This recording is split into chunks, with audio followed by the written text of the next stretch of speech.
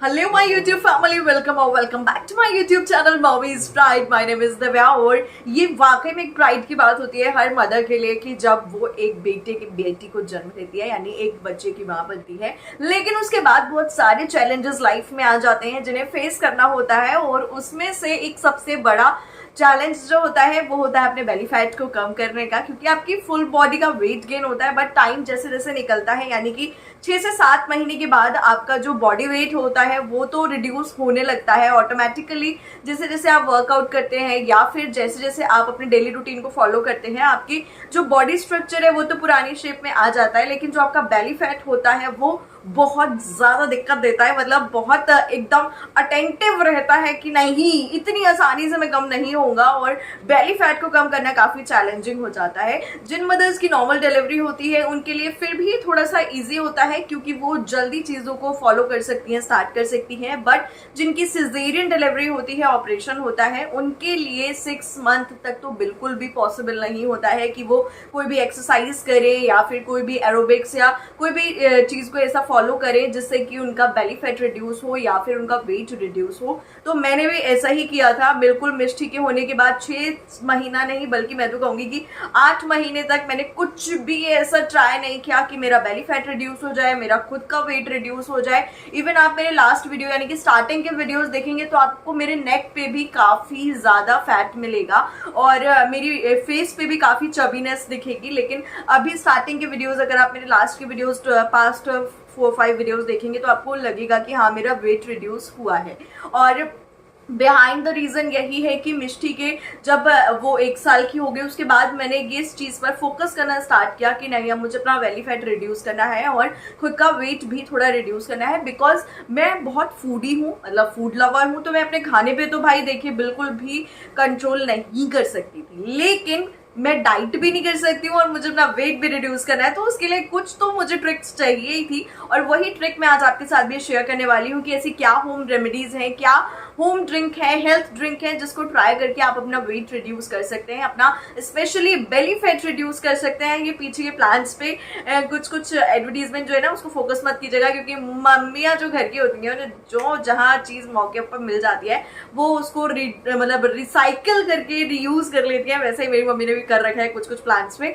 तो फिलहाल अभी हम फोकस करते हैं अपने बेली फैट को रिड्यूस करने पे, और जिसमें जो हेल्थ ड्रिंक है उसके बारे में आज मैं आपको बता रही हूँ, और जो मैंने भी ट्राई की। इवन आपको 1 हफ्ते से 15 दिन के अंदर रिजल्ट दिखना स्टार्ट हो जाएगा। आपका वेट तो रिड्यूस होगा ही, आप एनर्जाइज भी रहेंगे, आपको वीकनेस नहीं होगी और आप बहुत हेल्दी फील करेंगे। साथ में आपका बेली फैट भी बहुत इजीली कम होना स्टार्ट हो जाएगा, शेप में आना स्टार्ट हो जाएंगे। और इवन मैं अपनी बात करूं तो डिलीवरी से पहले जब मैं ऑफिस जाया करती थी उस टाइम की जीन्सेस जब मुझे फिट आती है ना, तो यार मतलब इतनी खुशी होती है अपने आप में। हाँ, मतलब देखा मैं तो पुराने साइज में आ गई। इवन अब मुझे वो जीन्स भी, कोई जीन्स मेरी जो है वो लूज हो रही है, तो ये तो भाई बहुत ही सेल्फ सेटिस्फेक्शन वाली चीज होती है। अदरवाइज मेरे टाइप के जो लोग होते हैं ना, वो लोगों पे ज्यादा फोकस नहीं करते हैं कि सब कह रहा है मोटी हो रही है, अपना वेट पे फोकस कर ले, अभी अगर नहीं किया तो बाद में ऐसा होगा वैसा होगा, कोई फर्क नहीं है। लेकिन जब खुद को लगा कि अब टाइम आ गया है और अब इसको मेंटेन कर लेना चाहिए,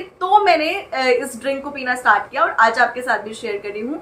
इसके लिए बहुत बेसिक इंग्रेडिएंट्स चाहिए, जिसमें चाहिए पानी, हम सबके घर में ही होता है, साथ में जीरा हर किचन में होता है, शहद वो भी हर घर में मैक्सिमम होता ही होता है, अगर नहीं है तो बॉटल ले लीजिए। साथ में चाहिए अदरक, जो कि सब्जी में मैक्सिमम लोग यूज करते हैं और मिलता ही मिलता है, बहुत इजीली मिल जाता है मार्केट में। तो आपको ये सिर्फ 4 चीजें चाहिए और आपको लेना है 2 ग्लास पानी, यानी कि पानी को लेके अच्छे से बॉईल करने रख दीजिए और उसमें डाल दीजिए आप जीरा। जब तक वो जीरा अच्छे से बॉईल हो रहा है तब तक आपको जो अदरक है उसको कद्दूकस कर लेना है, और एटलीस्ट 1 चम्मच अदरक का रस निकल आए उतना क्वांटिटी आपको लेनी है। तो 1 चम्मच जीरा और 1 चम्मच ही अदरक का रस उसमें डालकर और साथ में 1 चम्मच शहद डालकर उसको मिक्स कर लीजिए। और 1 कप जब वो रह जाए तो उसको आराम, मतलब 1 ग्लास जब रह जाए तो उसको सिप सिप करके पीना है, चाय की तरह। ठंडा करके बिल्कुल नहीं पीना है, ल्यूक वार्म वाटर पीना है। आपको ट्राई करके देखिएगा, थोड़े दिन में आपको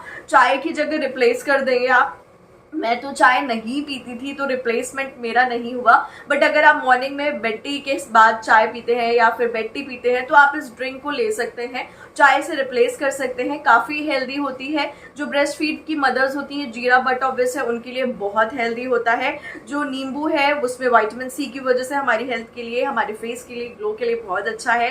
जो हमारी चर्बी है उसको भी रिड्यूस करने में काफ़ी हेल्प करता है। साथ में जो शहद है उसमें भी एंटीऑक्सीडेंट्स होते हैं, और पानी तो हमारी बॉडी के लिए बहुत इंपॉर्टेंट है ही। तो ये मॉर्निंग में और इवनिंग में 2 टाइम आप ले सकते हैं, जिससे कि आपकी जो बेली फैट है बहुत इजीली रिड्यूस हो जाएगा और आपको काफ़ी हेल्प मिलेगी अपना वेट रिड्यूस करने में। मैंने ये ड्रिंक ही ट्राई की है, साथ में कोई डाइट नहीं की है, कोई ऐसा चीज़ें नहीं कि मैं ये नहीं खाऊंगी वो नहीं खाऊंगी। बस हाँ, कुछ डाइट में ऐसी चीज़ें हैं जिसका आपको स्पेशल ध्यान रखना होता है, वो मैं आज आपको बता रही हूँ यहाँ पे कि कैसे आपको अपनी डाइट को मैनेज करना है।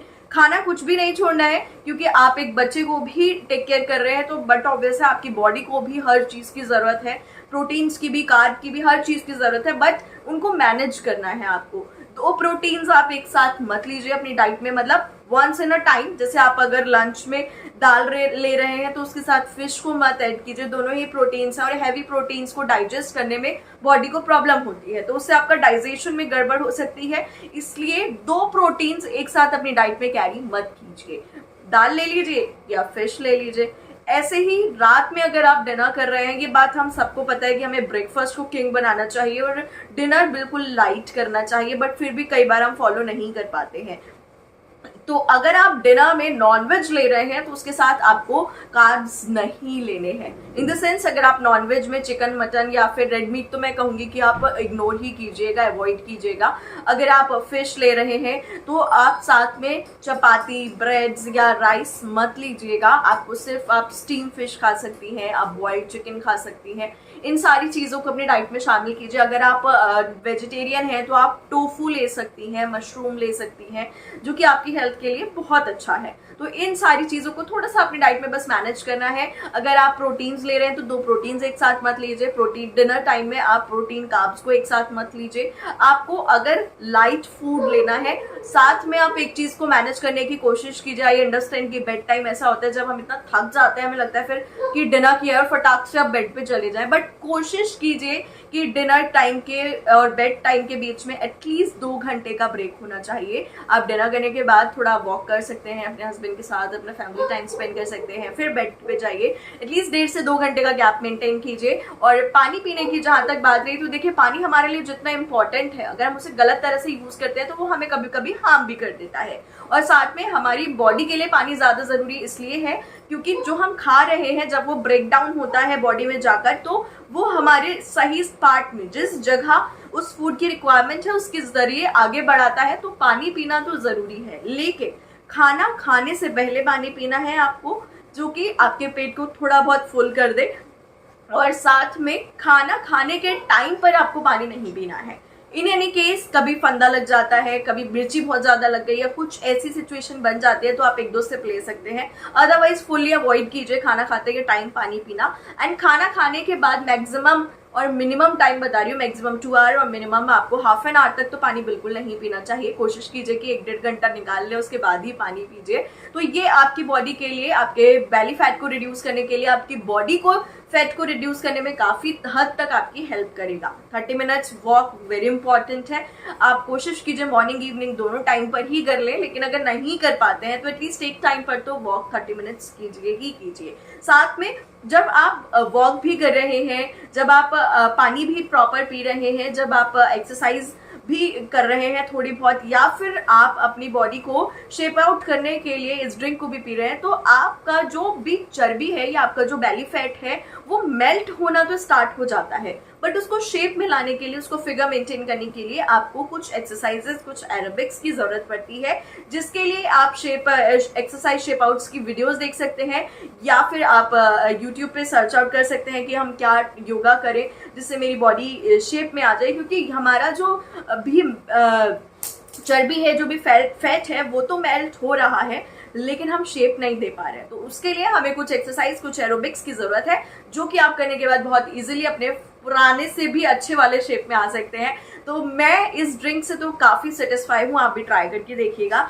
एंड साथ में जिनकी नॉर्मल डिलीवरी हुई है उनके लिए एक बेस्ट सजेशन है कि आपके स्टिचेस जब बिल्कुल ठीक हो चुके हैं, रिकवर हो चुके हैं, तो तुरंत इमीडिएट आप अपनी मसाज स्टार्ट करा सकती हैं, अपने पेट पे मसाज करा सकती हैं अच्छे से स्टमक की, जिससे कि आपका फैट रिड्यूस होना बहुत स्पीडली स्टार्ट हो सकता है। लेकिन जिन लोगों की सी सेक्शन हुआ है वो ऐसा बिल्कुल भी ट्राई ना करें, अपनी हेल्थ का स्पेशल ध्यान रखें, एटलीस्ट 6 मंथ तक मसाज स्टमक के एरिया में बिल्कुल भी ना कराएं।